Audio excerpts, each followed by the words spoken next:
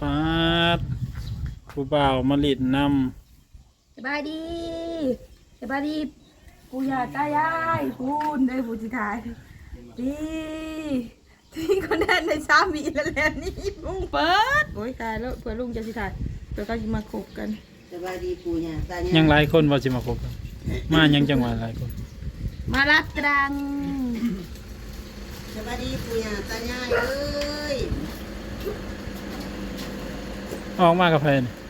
เนี่ยมัน เลยไผพามาไปกี้ข้าว ยังมีเขียว น้องเอ้ย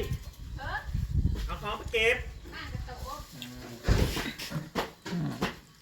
จะมาเวอร์นี่เอ้ยมึงน่ะ โอ้ มึ มัน ง บ่ เบิ่ ได้ ง ไป มึง เด้ ติดหน้า อ ติดหลังอยู่น่ะ ถ้าเบิ่งบ่จักกัน ยัง บ่มึงก็จำไปน้ำอยู่บ่ ออกทั้งปากทั้งดังอยู่ ลงสารมันได้หมอ จ่าย จังไปบ่ได้ยังน้อย จ่าย มียังเจ้าเอ้ย แน่ นี่หมดแล้ว เอาไปใส่ตู้เอาแหนมน้ำแหนมมึงจะมึงกินบ้านบ่บ่ บักน้ำเศร้าเลย ครับพี่ด เขาลุงคนมาเต็มเมืองพี่น้องได้ไก่ได้เป็ดได้ปลาทู ำจะกินนะ ได้กุ้งได้ไต ตอนนี้ โคตรเอา ข้าวอิ่มแล้วไม่อยากอะไรเยอะ ได้หลายอย่าง ตอนนี้กินข้าว แหนมสมพัก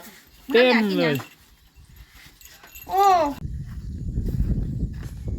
บ้านนี้ก็เอางัวเอาควายเขาลักพี่น้องโอ้ยไล่กันหยาบอยู่งัว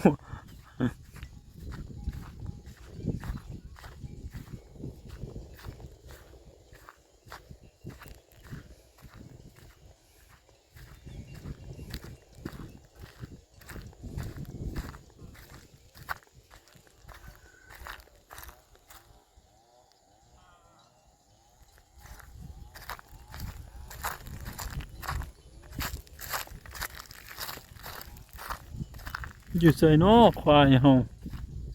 โอ้อยู่ไกลขนาด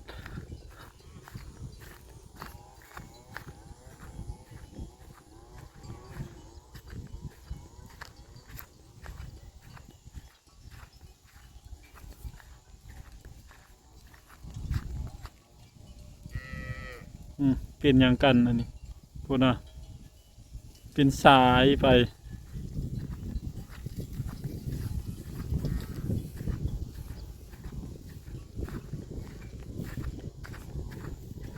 บ่าวตี้เพิ่นกับเมื่อเลยเอาก็ลงมาผูกงัวผูกควายไล่งัวไล่ควายเขาลักยามแรงๆบรรยากาศเย็นสบาย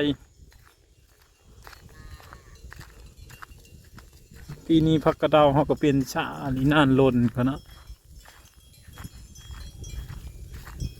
มีอยู่เนาะแต่ว่ามันยังบ่เป็นพร้อมกันจนแก่เลยออก2-3 ดอกมันบ่เป็นพร้อมกัน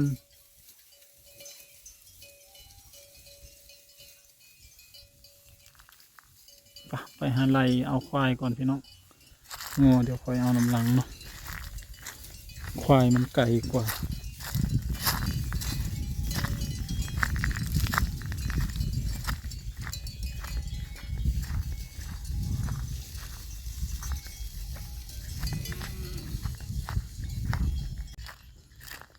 ตะเวนกำลังสิตกพี่น้อง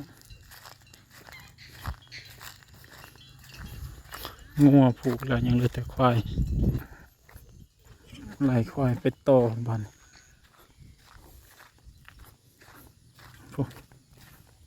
ตะเวนกำลังสิ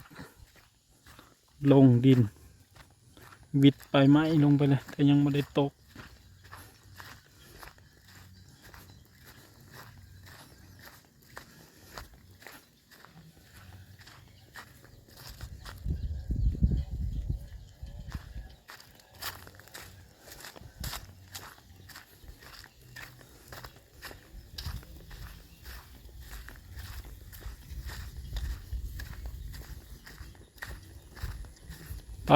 ไปเขาลักเฮ้ย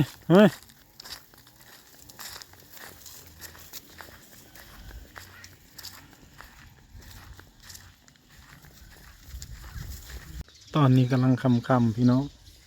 เดี๋ยวเฮาสิรีวิวให้เบิ่งเนาะว่ามันแจ้งมันสว่างส่ำใดมีพี่น้องเพิ่นว่าให้รีวิวให้เบิ่งเด้อเคยล้ายามกลางคืนมันแจ้งมันสว่างส่ำใดเดี๋ยวสิรีวิวให้เบิ่งพี่น้องให้มันมืดก่อนเนาะตอนนี้เบิ่งรอบๆไปก่อนไปเบิ่งจุดไฟจุดโซลาร์เซลล์เฮาหนาตึ๊บเลยพี่น้องบางมือก็เปิดบางมือก็ตายโซลาร์เซลล์ดอกนี้ก็ได้แล้วแต่อารมณ์นี่มีจุดนี้จุดหนึ่งที่ลุงเพิ่นติดไว้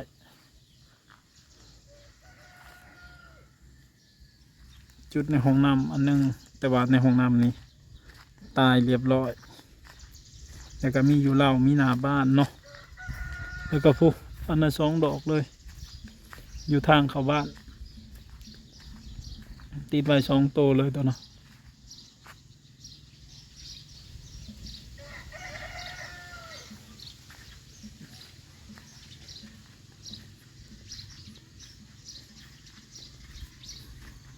เดี๋ยวให้มันมืด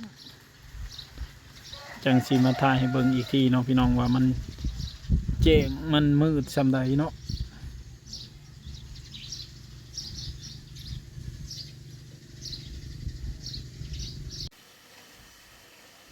มืดแล้วพี่น้อง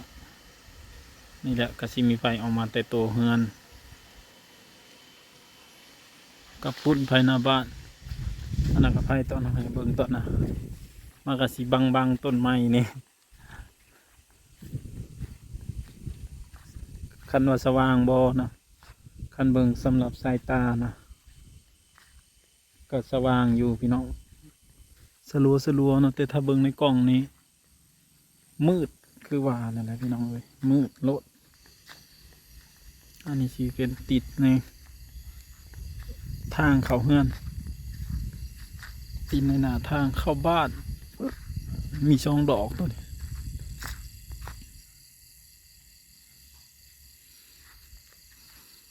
นี่เนาะมาก็สิเป็นหน้าบ้านเฮา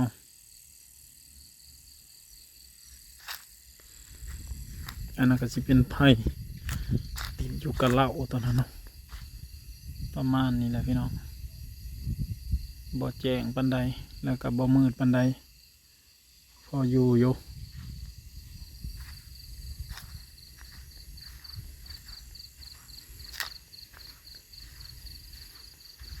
ทางนี้ก็สิประมาณนี้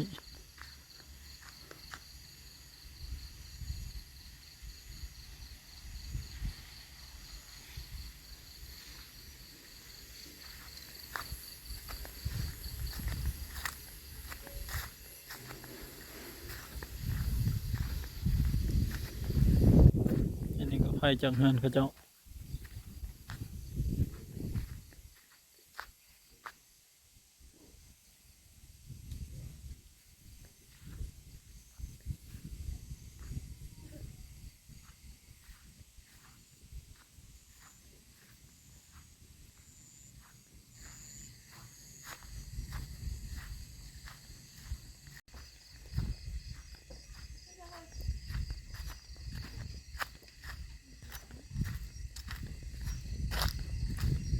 พามาเบิ่งอยู่เที่ยงพี่น้องอยู่เที่ยงเนี่ยมืดตึ๊ดตื่อเลยโอ้ยคนน่ะบ่เห็นฮอดเที่ยงมืดคักเลยแถวนี้ลุงว่าสิไปซื้อมาติดช่องลงมาเที่ยงแต่ยังบ่ได้ไปซื้อมาอันนี้เลี้ยวเขาจากทางนี้เนาะก็สิประมาณนี้เลยพี่น้อง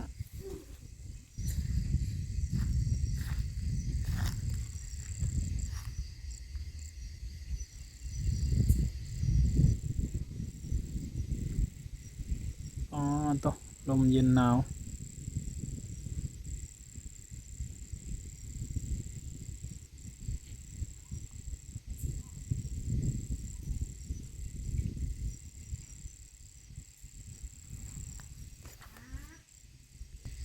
อันนี้ก็ไผ่ติดจากเหลาเนาะ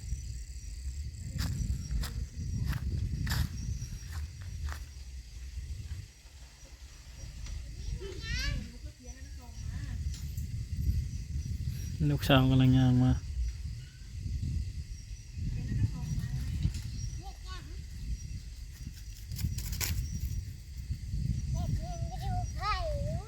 สิไปใส่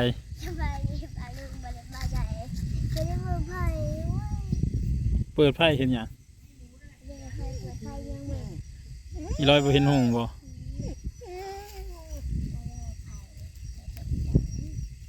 เจ้าขึ้นว่าไพ่ซะคือบ่นอนสิไปบุญบ่ดิสิไปบุญบ่บ่ได้ไปบุญน้ำประดำบ่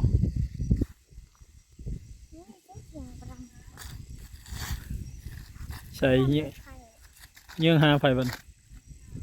โอ้ยเทียงประดำอยู่ลุมผู้ประดำยังบ่ได้เปิดไฟบ่ปาเมื่อไปย่านงูลาเลยพี่น้องขอบใจสุขสุขคนที่กำลังเบิ่งพอกันใหม่คลิปหน้าสบายดี